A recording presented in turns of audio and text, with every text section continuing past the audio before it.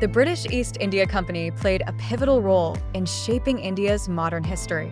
Founded in 1600 as a trading company, it initially came to India with the intent of engaging in commerce, particularly in spices, cotton, silk, and tea.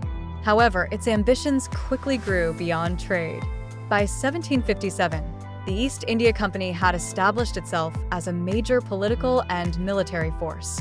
The Battle of Plassey marked a turning point. Led by Robert Clive, the company defeated the Nawab of Bengal, establishing British dominance in India.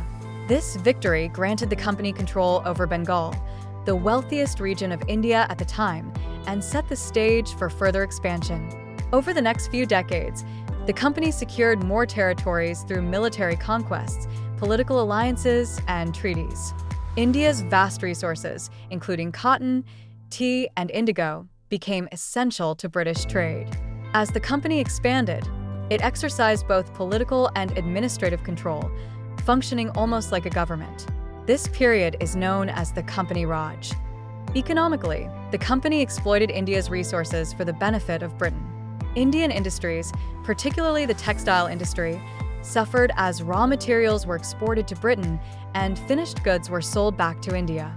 Meanwhile, heavy taxes were imposed on Indian farmers, causing widespread poverty and frequent famines.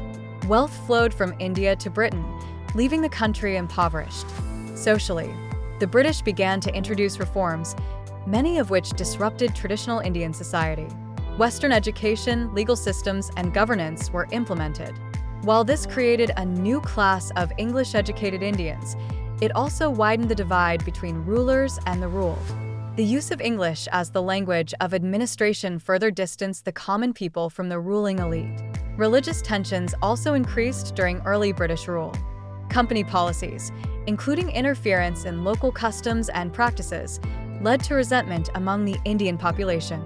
Reforms like the abolition of sati and the promotion of widow remarriage, while progressive, were seen by many as direct attacks on Indian traditions. By the mid-19th century, widespread dissatisfaction with British policies, particularly among the Indian soldiers or sepoys, culminated in the Revolt of 1857. The rebellion spread across northern India, but it was ultimately suppressed by the British. However, this marked the end of the East India Company's rule in India.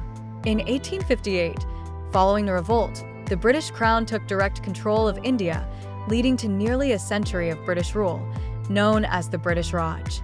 The legacy of the British East India Company remains complex. While it introduced some modern reforms, its primary role was to exploit India's resources, leaving deep social, political, and economic scars.